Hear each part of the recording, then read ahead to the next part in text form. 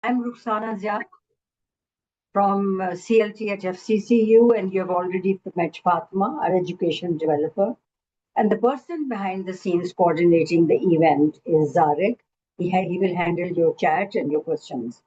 The purpose of the series is to establish a collaborative community of scholars with peer sharing and learning.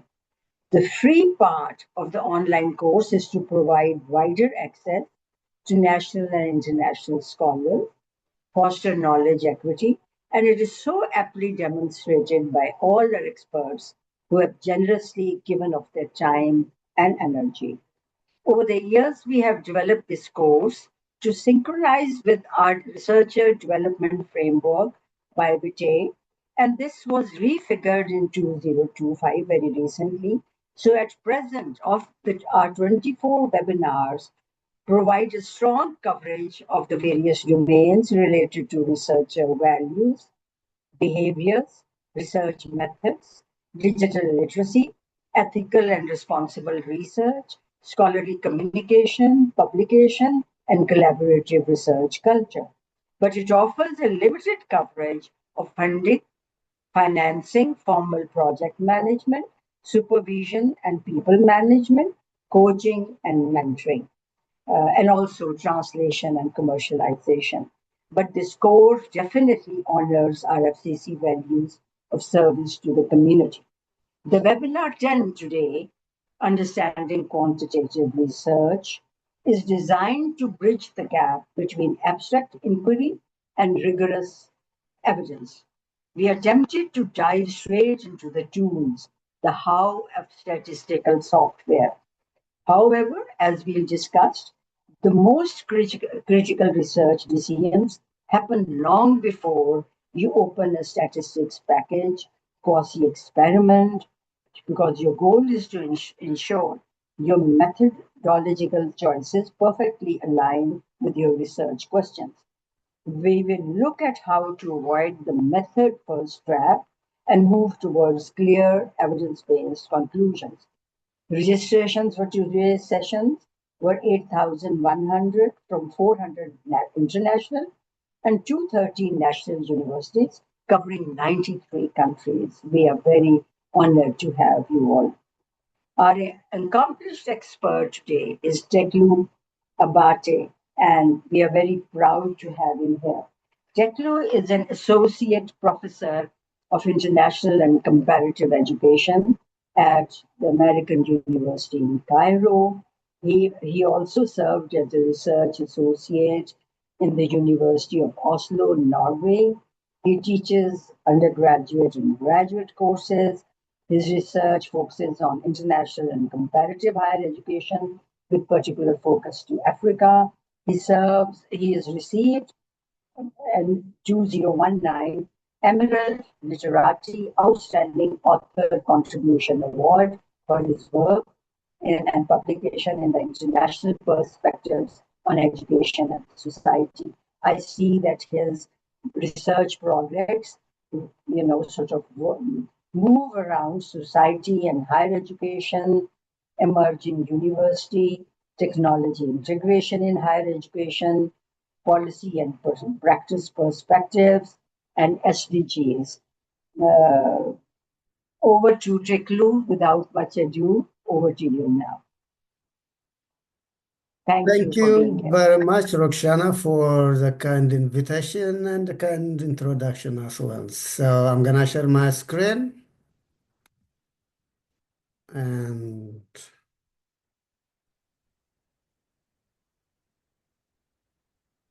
we can see it. Okay, very good. So thank you very much. So we're gonna have kind of a pretty interesting discussion on this critical aspect of social research with a special focus on quantitative research. So I'm gonna focus a little bit more on the core features of this type of research. And then we will kind of explain the logic behind quantitative research. And then towards the end of my slide, I will kind of identify the most commonly observed pitfalls in relation to the design and conduct of quantitative research.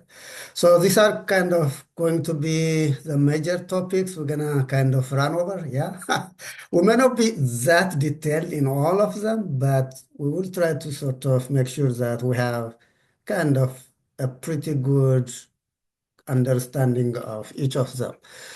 So the core features of quantitative research, it should kind of lay the foundation for understanding the remaining presentation. So I will stay a little bit more time on this aspect. But before that, it's good to be ambitious, yeah? So we're gonna have kind of some ambition out of this specific session. Of course, the CLT, the Center for Learning and Teaching, who organizes these sessions, I have pretty clear, elaborate objectives, yeah? But for my specific session, I would like to make sure that this presentation is going to play as a trigger to sort of achieve the following outcomes. So if I'm lucky and if you are really serious, by the end of this session, we're gonna have a pretty good understanding of the logic behind designing, conducting, and reporting quantitative social research.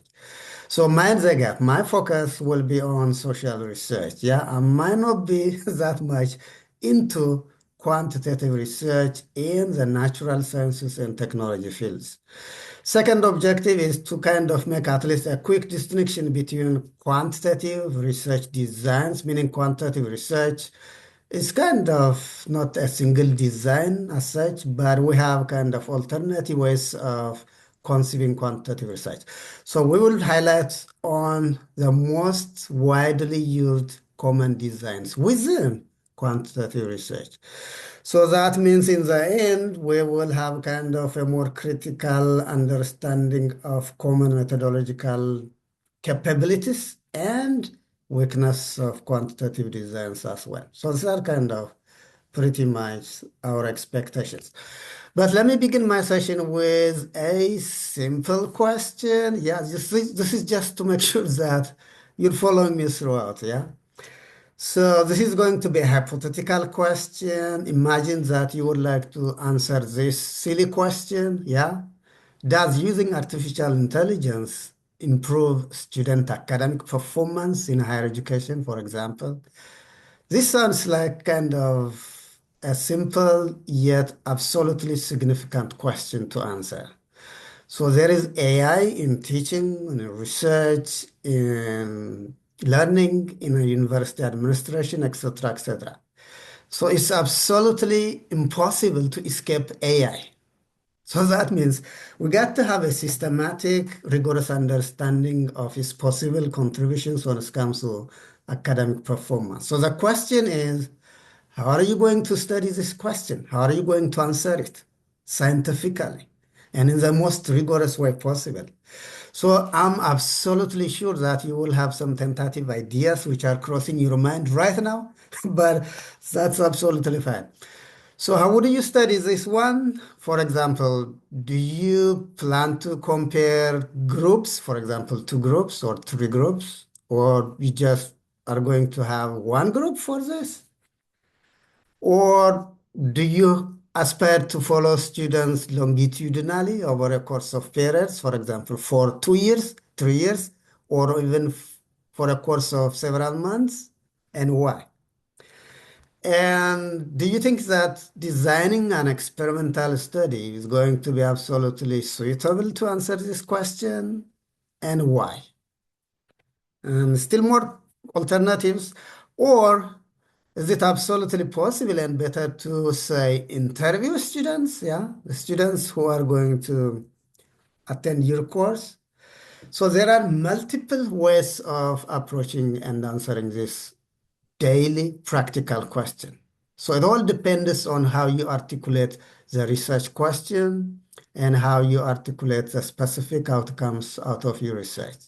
So we're gonna kind of keep this agenda as outstanding, yeah, try to answer this question throughout this session. So it is absolutely important to have a basic, robust understanding of the logic behind quantitative research to sort of embark on a meaningful research.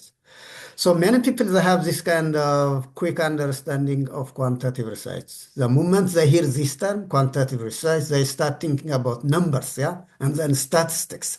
Okay, but these are just the outcomes, yeah, the final outcomes which come up after you make a design and after you conduct your research and then after you make analysis, etc., etc. So numbers and statistics are not actually explaining the totality of the logic of quantitative research. Of course, we love numbers in quantitative research, but there is absolutely a lot more about rigorous quantitative research than numbers, than statistics. So quantitative research is all about the following, yeah. One, it aims to identify the pattern, the common trends across your data sets. So your data could be, say, they should come in the form of numbers in the end, yeah. But at a very basic level, you can collect qualitative data. And then you can turn them into numbers at some point in time. But in the end, your specific focus is to understand and then identify what appears to be the common themes across your data set. What is common and what is absolutely found to be significant across your data set. And then it's all about, again, comparing groups. You might compare two groups or more than two groups. For example, you could consider females versus males when it comes to the integration of AI in learning, in research. And then you would like to see how and to what extent integrating AI into education is actually affecting the quality of academic outcomes. So quantitative research is by nature, by default, aiming to comparing groups. And then we would like to measure change as well. At some point in time, we would like to see differences between groups. Yeah. So that difference could be explained in the form of statistical differences. Yeah. This is called significant statistical difference.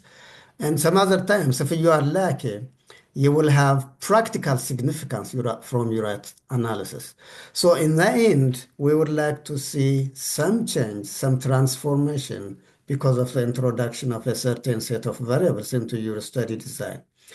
And then we're gonna test explanations using quantitative research. For example, if you have this explanation, tentative assumption that AI improves the quality of instruction, we got to test it systematically. And quantitative research is absolutely suitable to do that. And making generalizations is absolutely critical. For example, if you study, say, 10,000 students who are integrating AI in their learning, then you got to have a bold, sound, defensible conclusion. And that conclusion is called a generalization. So that means you're not going to, of course, study 10,000 people, for example. You will have to take a sample from them systematically.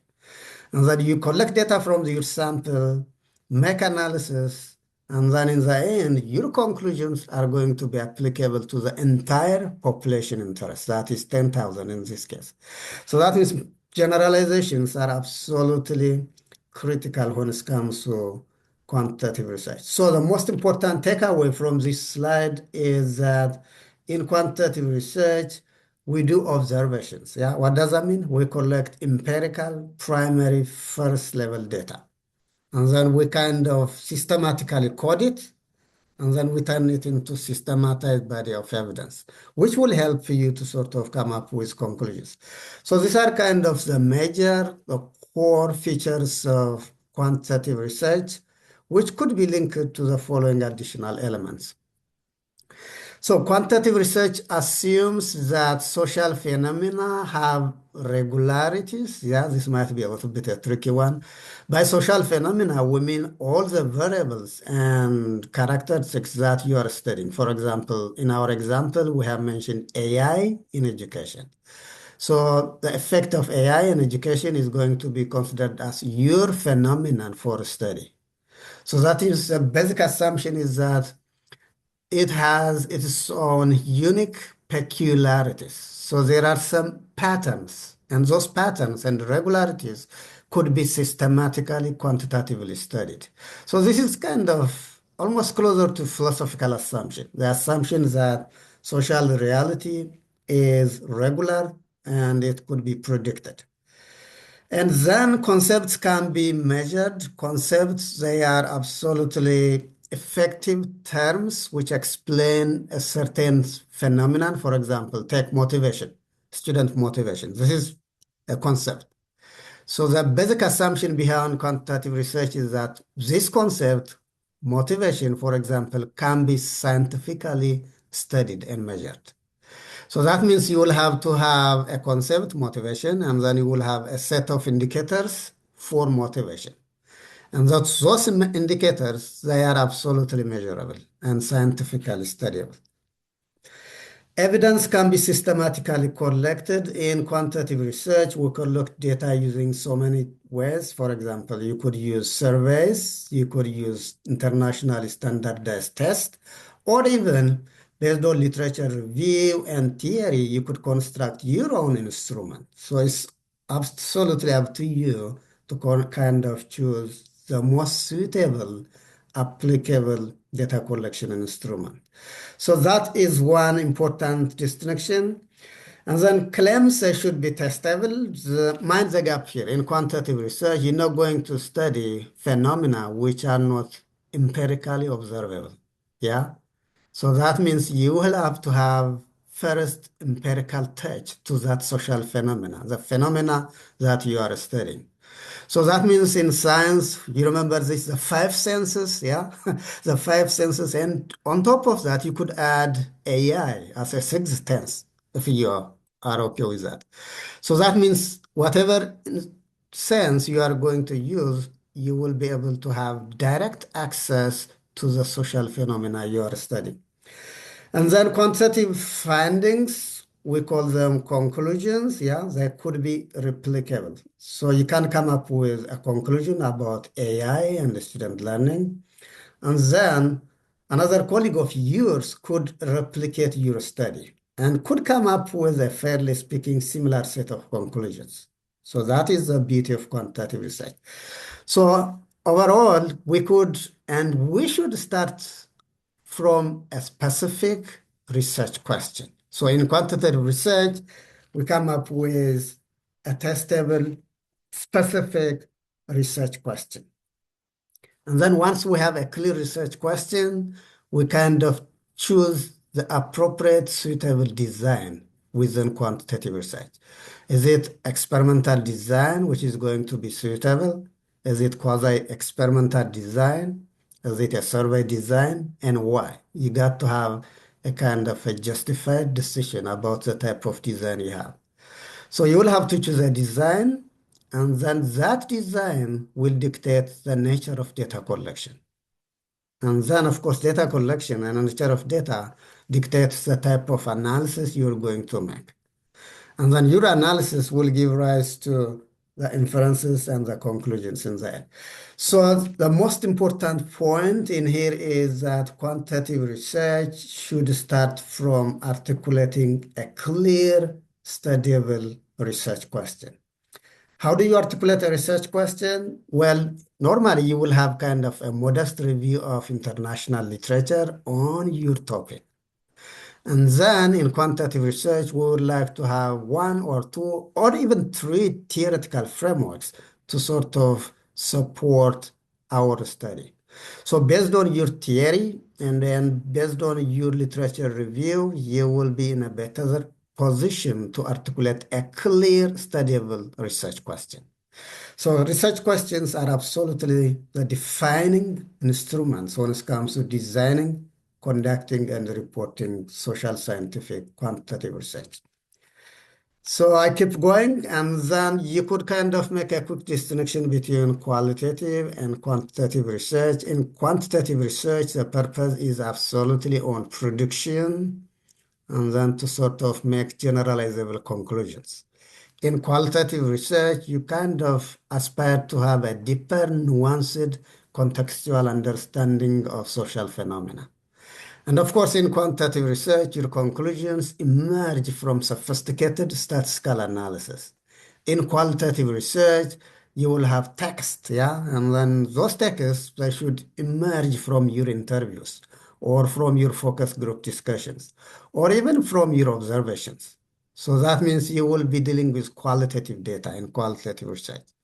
So that means the ambition is to have a robust interpretation of social phenomena. For example, how do students use AI to write academic papers?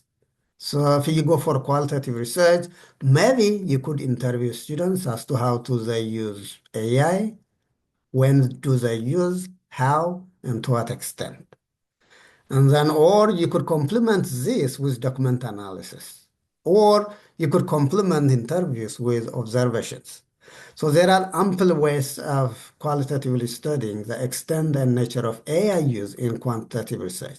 So that means contextual, deeper interpretation and understanding is the final goal of qualitative research. But in quantitative research, you do measurements. Yeah, you measure how and to what extent AI is being used by students, for example, and then you make bold conclusions. So the conclusions are absolutely distinct in qualitative and quantitative research.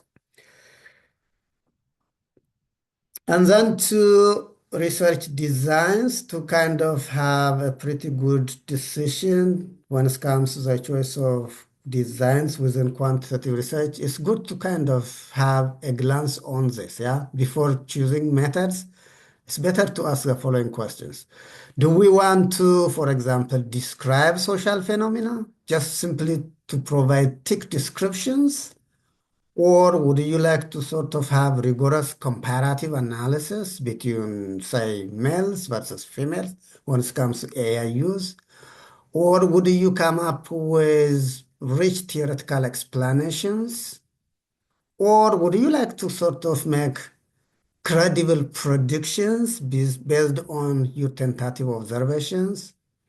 Or would you like to have kind of a robust understanding of the effect or the impact of a particular social phenomena, for example, AI, on quality of education?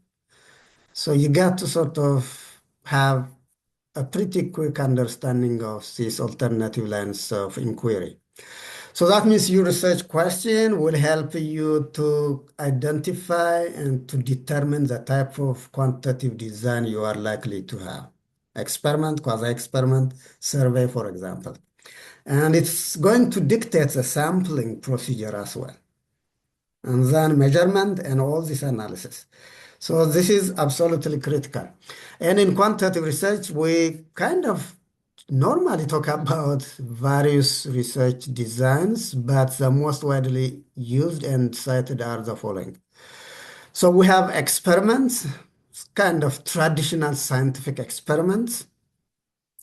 And then we have something which looks like experiments, but they are not really experiments. Yeah, they are quasi-experiments.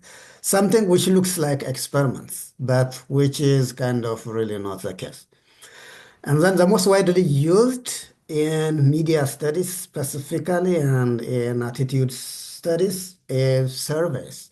And of course, we have so many types of surveys, but overall, surveys are absolutely useful and handy and effective when it comes to the systematic study of populations. So let's quickly see each design.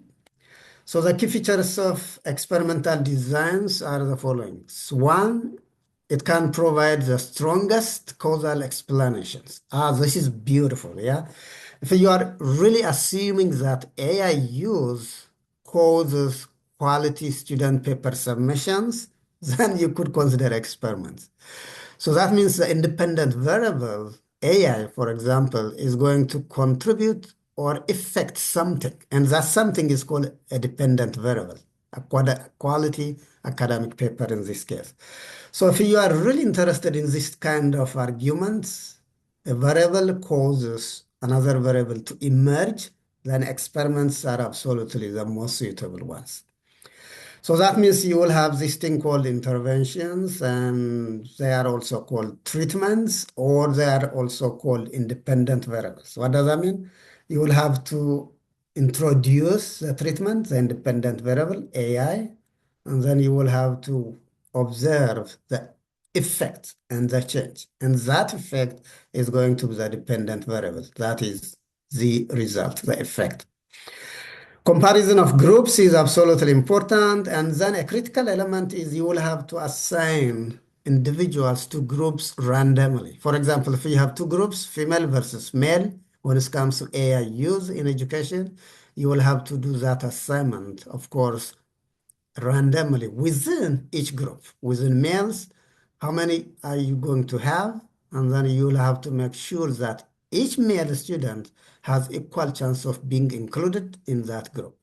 So random assignment is a critical requirement for experimental designs. And because of this criterion, it's absolutely difficult to have real scientific experiments in education. Why? Because in education, in schools and universities, you have everything predetermined. So everything is organized. You have a strict syllabus, and then you got to complete it. And that means it is highly unlikely that the professor and the department chair will allow you to sort of make significant change to instruction. So because of this assignment, random assignment, experimental designs are absolutely precious and less practical when it comes to studying daily social phenomena. So this is the example we've been using. Yeah, does generative AI improve learning outcomes? This is just a type of question which could be authoritatively answered by experimental designs. So the challenge is it is too expensive to have experiments in real-world educational phenomena. Why? Because you are required to randomly create groups, and that might be contrary to predetermined instructional expectations. And then we have this thing called quasi-experiments. It's basically, it looks like experiments, except that you are not going to randomly assign people to groups. So for example, if you would like to study how, I mean, if you are considering these scenarios, that would be great, yeah? Schools can adapt a new curriculum, for example, or they might decide to sort of integrate AI. So in that case, it is hard for the researcher to sort of create artificial groups. Why? The school has already decided on certain things.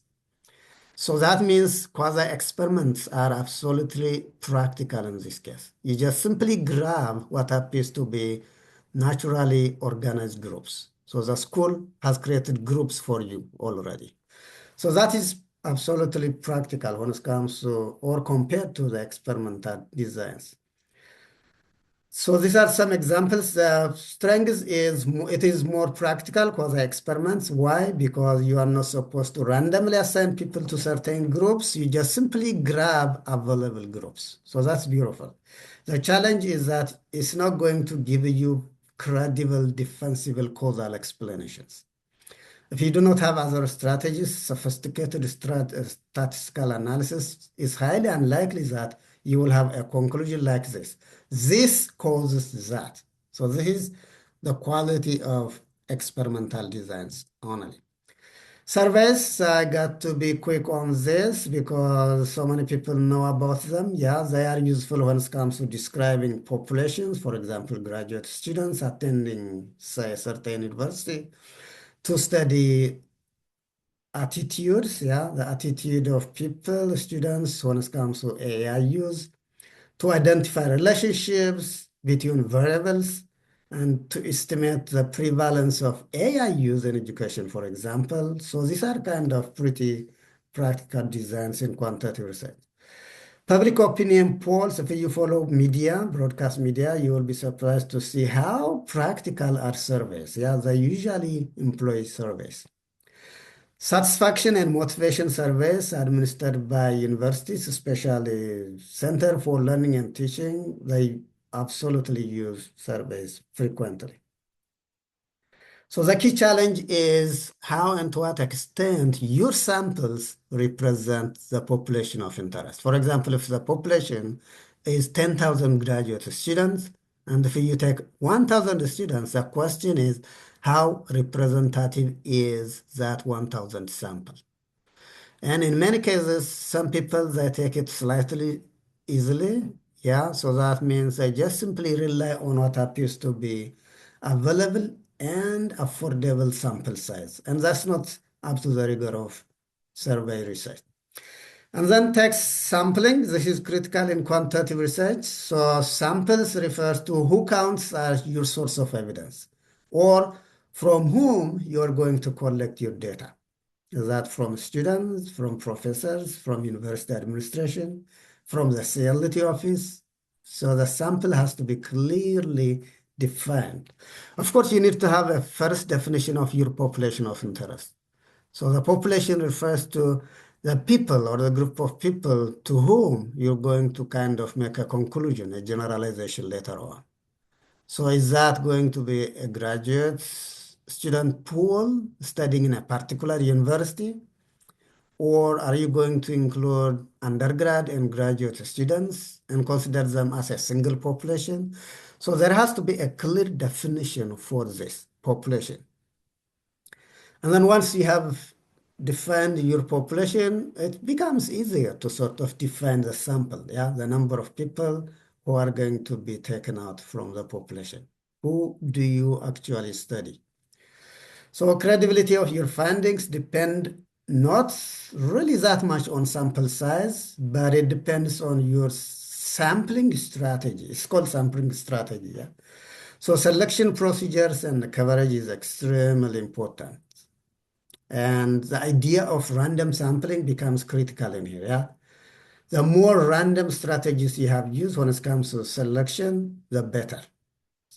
Because random selection and random assignment gives to each student, to each individual member of that population, equal chance of being included in that study.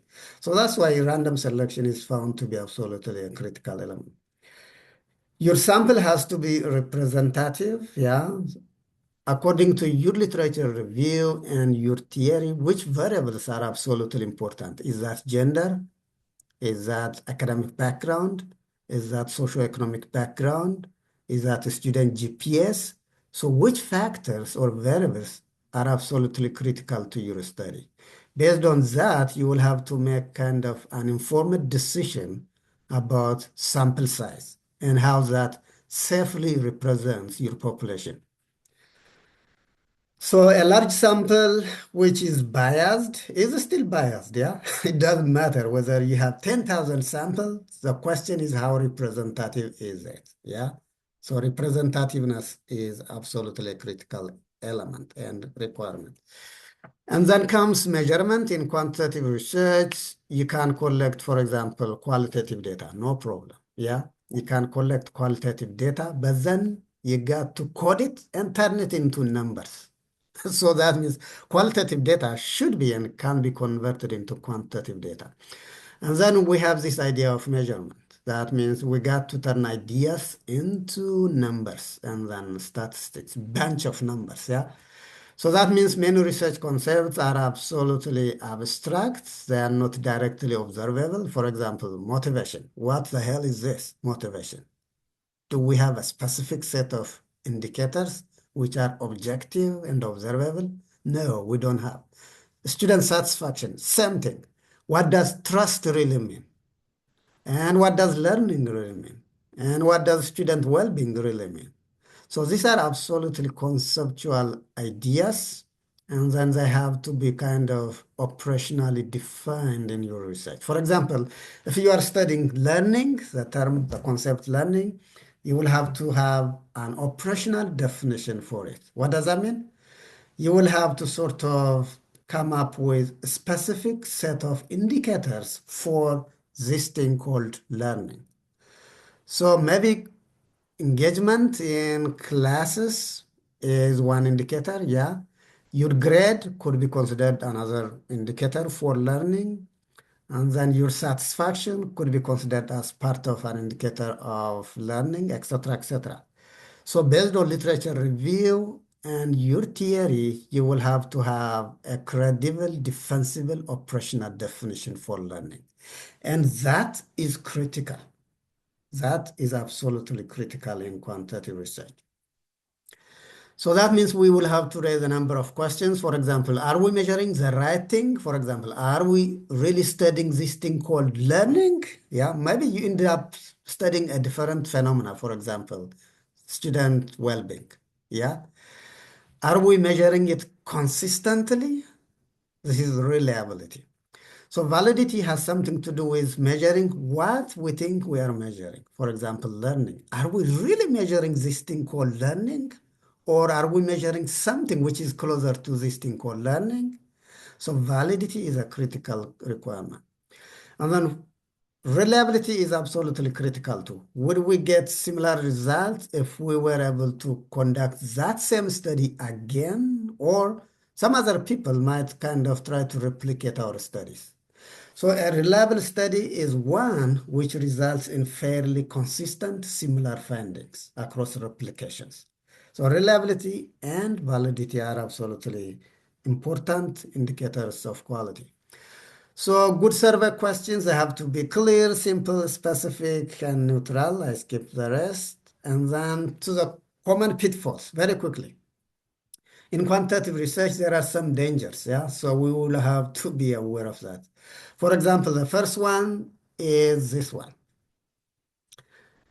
So starting with a method instead of a question. For some people, some graduate students, they struggle to identify a research design without having a clear question. So they struggle.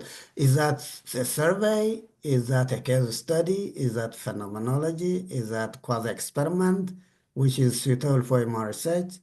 So that's wrong. So we need to sort of start with a question first.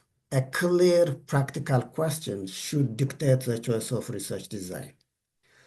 And then another one has something to do with a sample.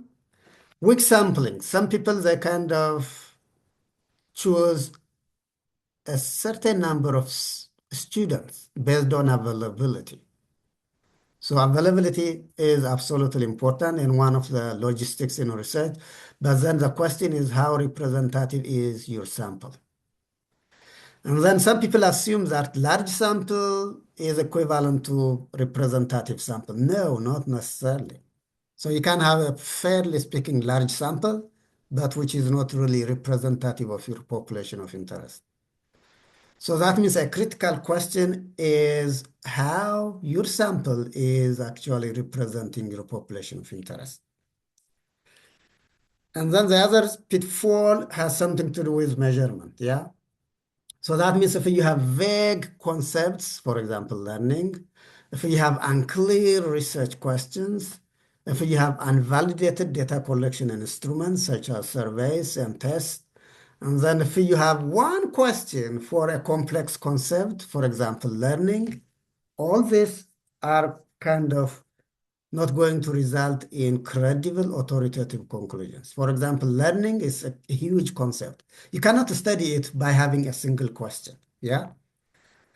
And then confusing correlation with causation. Yeah, causation and correlation are completely different. For example, AI use and some other variable might be positively related. What does that mean? When AI use escalates, then the other variable might go in the positive direction too.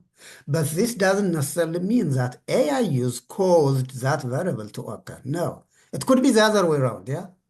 Or maybe another variable comes in between AI use and quality academic submissions. So that means a third variable might cause the effect. So causation and correlation are completely different ideas, and we need to be aware of them in quantitative research. Statistical significance is not absolutely similar or identical to practical significance. You might have statistically significant differences. For example, female students who use AI, for example, might have a higher GPA than male students who use AI. So the question is, does this significant statistical significance really mean practical significance? Do females actually have that observable capacity and capability when it comes to a particular educational task? So statistical significance and practical significance are not exactly identical concepts. So we need to be absolutely critical when it comes to making conclusions. Okay, I think we are got to spare some time for Q&A, and the takeaway is linked to this one, yeah? When you read a quantitative study, and when you try to design and conduct quantitative research, it's good to raise these questions. What question is being asked? Why was this design chosen? How were concepts measured? And what conclusions can genuinely be justified? So these are critical questions when it comes to reading quantitative research. So the quality of quantitative research depends less on the sophistication of the statistics than on the quality of its questions, its design, sampling strategy, and measurement. I just simply assume that you are absolutely aware of these critical core readings, and I have to stop here. Thank you very much, Roxana. Zarek will now pose the questions to you that we have received in the chat. Thank you so much for clarifying so much in such a short time. You have raised all the right questions. Zarek.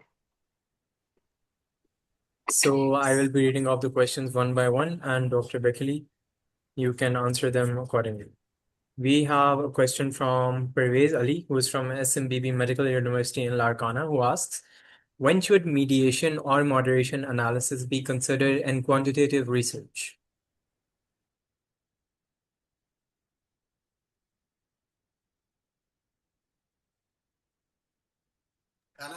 Dr. Or, hello? I think, Please continue. if I may allow, I think that's a question that's more relevant to mixed methods research, probably, but I'm not sure, Tiklu. What would you say? Oh, yes. I was expecting some more questions. Yep, I can attempt it. Yeah. Yeah. Very Another good. question. So in quantitative research, the theory is absolutely a critical part of your research. So that means the theory should specifically identify the number and type of variables which are going to be observed. So you will have a list of independent and dependent variables. And then depending on the sophistication of your research, you will have mediating variables, moderating variables, etc., etc. So you're not going to control all the conceivable number of variables in a particular research. No, that's absolutely impossible to do. So the most important thing is that you will have to have a critical selection of a number of variables based on your theoretical framework. So that means once you have a list of variables, you will have to categorize them as in certain ways, maybe in the form of dependent, independent, and mediating variables. So once you have that, it is absolutely critical to sort of choose the right statistic to make analysis in the end. Once you have data collected, you will have to sort of categorize it, code it, and then try to sort of make sure that all the statistical assumptions are kind of fulfilled. Once that is ensured, you will have to have the actual analysis going on. So mediation variables are critical in social scientific research. And if you are not able to control them empirically, you can control them statistically. So that means you will have to resort to sophisticated statistical analysis, which will kind of help you to sort of control or at least identify the hidden variable which kind of contributes to a certain impact or effect or outcome. So mediation and moderation variables and confounding variables, some of them are absolutely similar. They should be clearly explained in your theory. Maybe the literature review could also identify a set of variables which have been effectively studied by extant research. So that means it's good to have a closer examination of the literature review part of your research as well. But in the end, it is the researcher who will have a grip on the number of and the nature of variables that are going to be controlled and analyzed. And then the right statistics has to be chosen. Okay, in quantitative research, it is absolutely easy to make analysis. Once you have kind of a theoretical understanding and the logic behind your research, it is absolutely easy to do the analysis because it's a software who is going to do the analysis. The critical point is to identify variables and then to choose the right statistics. Once you've settled on that, you could add the software to sort of control for a number of variables which are identified in your theory. Back to you. So we have another question from Noman Ali, who's from SMBBU Larkana.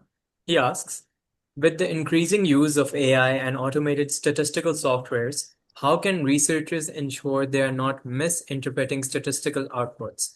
And if two high quality quantitative studies as well as softwares produce contradictory results, which framework should researchers use to determine which evidence is more trustworthy and valid?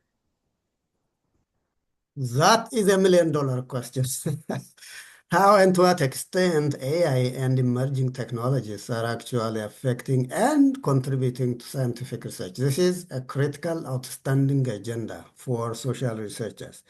But then the most important idea is to sort of have a robust understanding of the logic behind quantitative research. So what are the philosophical and statistical assumptions which support and justify the design, conduct, and report of quantitative research? And then we need to have kind of at least a modest understanding of statistics, yeah? So we have a bunch of statistics, descriptive and inferential statistics, and each statistics has got specific assumptions to be met. So that means the pain is on identifying the right statistics in relation to our data set. But then if you kind of add on another factor, AI, well, things become absolutely more complex because we do not know for sure how and to what extent AI supported analysis could be credible. Yeah. So that means I remember that there are a couple of studies which kind of try to answer this specific question, but none is authoritative yet. So that means this is an agenda which is emerging, which is outstanding, and it's up to the researcher and their supervisors to make informed decisions about which tool is going to be used. If you use one, then you got to be absolutely ethical, and then you got to be transparent as well. So you will have to document how and to what extent you have used AI throughout the research process. But when it comes to real data analysis, for example, statistical analysis, I don't think that will be that challenging because we have already well-established statistics and software. For example, the SPSS, the statistical package for the social sciences. So that means we've been using these softwares for decades, and that they are absolutely effective, credible, and efficient. So we could use that, but then if you would like to complement your analysis by integrating AI or another emerging technology, you will have to explain that. And then the best thing you could do is maybe to make some references to published literature, yeah? Literature which says that using AI as a complement for quantitative data analysis is credible and authoritative. So you will have to provide these kind of citations. But overall, yeah, researcher judgment is a critical factor when it comes to choosing the right statistics and the right technology. We have a question from Dr. Hira Rani who asks, can we use more than one theory to support our research model?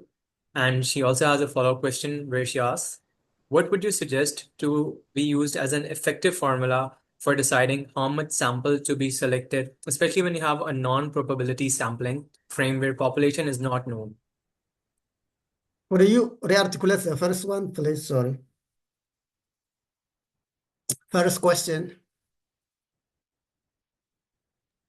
The first part of the question is, can we use more First than question. one theory to support our research model?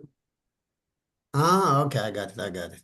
Yeah, absolutely. There is no a limit to the number of theories and conceptual frameworks we're going to use. So again, the starting point is our research questions. Yeah, if you have two research or three research questions, then you will have to sort of have a supporting theory. Your theory, it should directly talk to your research questions. Yeah, because that's important. Otherwise, your theory is irrelevant and it just simply provides complementary analysis. So the theory or the theoretical framework, and then in the end, your conceptual model should directly talk to the research questions.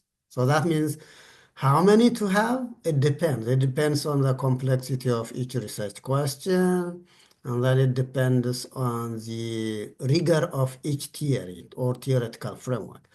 Or the best in social research is to sort of blend in ideas from different theories. Yeah, you can pick one idea from a particular model, another from another, and then come up with your own conceptual definition and explanation of that particular social phenomena. So there is no limit. You just simply make an informed judgment about how many models or theoretical frameworks to be considered. The sample size, I'm not worried about sample size calculations. We used to have alternative formulas that seems to be still active, but still, I prefer to have kind of a more modern way of deciding on my sample size. So that means there are some technologies, tools, which could do the sampling calculation for you. The most important thing is to have a clear definition for the population of interest, yeah? And then based on that, you need to have a critical understanding of variability and standard deviation. Is your population having members who are absolutely significantly different on a number of critical issues, critical variables? So the variability within your population is an important criterion when it comes to choosing the right sampling calculation formula. So that means some populations, they tend to have, fairly speaking, comparable or similar phenomena. So in that case, it's not difficult to sort of decide on sample size. But some populations, they are absolutely unique in the sense that each individual has got a significantly different set of variables. So to me, it's not the formula which is going to kind of be a critical issue, but the variability within the population of interest is a deciding factor. Otherwise, you could use modern, say, surveying tools such as SurveyMonkey. Yeah, they have pretty authoritative calculation methods. So sample size, yep. You just, if you have the required statistical assumptions met, you just simply rely on technologies. That is absolutely okay. You don't have to do traditional calculations to arrive at a certain number. So we have a question from Bushra Umar, who's from Ziauddin University. She asks, when preparing a cross-sectional questionnaire-based study for publication, what are the most common methodological weaknesses that reviewers identify, and how can early career researchers avoid them? Practical question. Nice one. Okay. When it comes to publishing, it's a completely different business, enterprise, yeah? So for example, you can conduct research, collect data, make rigorous analysis, and you can write your monograph or your book if you are a PhD student, or you can write your thesis, and then you can defend it. That's absolutely okay, and that's been done for decades and for centuries. But the moment you move to a higher level to get published in an international peer review system, then things get tougher and more challenging. So what I'm saying is that it all starts from the title of your manuscript, yeah? Is the title short, concise, and precise? And then reviewers, they directly go to your abstract, yeah? Is the abstract really promising? Does it present a clear, specific question? Does it highlight an existing gap in our scholarship on that topic? And then does it include a clear methodological choice, a justified one? And does it present the core findings? So that's kind of what's expected from the abstract. And then reviewers, they directly go to the introduction part, the introduction section of your manuscript. So the introduction should clearly introduce the contextual background to your topic, yeah? Why that topic is found to be significant, relevant, and timely. And then you will have to have citation of core literature on that, yeah? And then you got to have a crystal clear definition and characterization of the limitation of research on that topic. That means you have to identify the research gap. And then you got to position your study against that research gap. What does that mean? You will have to promise that your study is going to contribute to filling the gap. You're not going to fill the gap, no, unlikely. So you will have to contribute to filling the gap. So there has to be kind of a clear articulation of these issues in the introduction section. So I'm not saying that reviewers are just reading introduction, title, and abstract. These are the first 5 minute reading parts of your manuscript. Yeah, the first 5 minutes we spend reviewing these parts of your research, and then if reviewers see some promise in your manuscript, what do? They kind of go to the meta section, the theory section, data analysis, and then the conclusion. So that means there is no a single criteria which is used to reject a manuscript or to accept. No, it is kind of the totality of factors which are going to be demonstrated throughout your paper, which ensures publication and or rejection. So I serve as editor in a number of journals and as reviewers. So it's kind of fairly standard procedure, yeah? You would like to see originality in your research. And we would like to see the application of credible methodology. And then we would like to see the application of relevant suitable theories. So it covers nearly all the parts of your paper, even if reviewers would like to read the introduction and the abstract first. Since we're running short on time, this will be the last question, which is from Muhammad Ikramul Haq, who is from Lahore Gaizan University. He asks, as a researcher working in teaching, particularly with AI-supported collaborative methodologies, how can we ensure that our research design and statistical logic genuinely capture the complexity of classroom learning rather than reducing rich educational experiences only to numbers? This is absolutely critical one. In my field, international and comparative education, we have this thing called contextual analysis. And what does that mean? You like to have a rigorous understanding of the context, the setting within which you're going to conduct your research. And what does that mean? If you are embarking on classroom research, you got to make sure that you have kind of a pretty satisfactory, effective consideration of the totality of factors and environments linked to that classroom. So that means you will have, maybe the best you could do is to have a contextual description of the setting itself, yeah, the school, and then the grade level, and then all the conditions and the factors that affect instruction, including school policies and guidelines and strategic plans, the school management committee, teacher training, etc., etc. And that should, of course, include some analysis linked to student background. This directly makes one section within your methodology, yeah? The sample, and then how do you kind of characterize your sample, etc., etc. So try to capture as many conditions and factors as possible which affect the quality of instruction in a particular school setting.